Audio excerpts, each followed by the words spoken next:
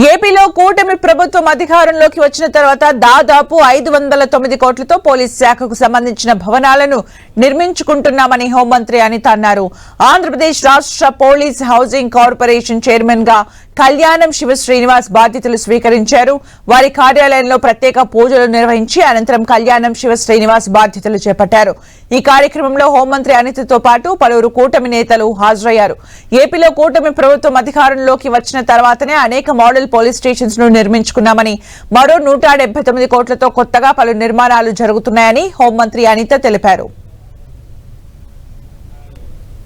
Government లో ఉండేటప్పుడు దగ్గర 509 కోట్ల రూపాయలతో ఆ రోజు వర్కులు నిర్వహించి చాలా పోలీస్ హెడ్ క్వార్టర్స్ దగ్గర నుంచి police tech power, police station buildings, district police offices, అదేవిధంగా ఏసీబీ బిల్డింగ్, యానిమల్ హస్బెండరీ, పుష్కరాల్ వర్క్స్, అదేవిధంగా రిసెప్షన్ సెంటర్స్, పీటీసీ వర్క్స్, ఇలాంటివన్నీ ఎన్నో మనం చేసుకోవడం జరిగింది.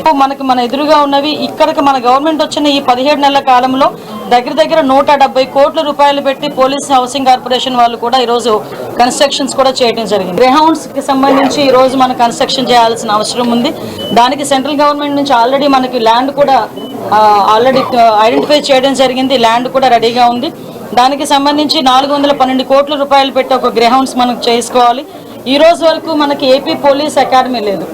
ఏపీ పోలీస్ అకాడమీకి 2014-19లో ప్రపోజల్ పెట్టిన తర్వాత 19 to 24 దాని గురించి ఎవరు పట్టించుకున్న నాదుడు లేదు.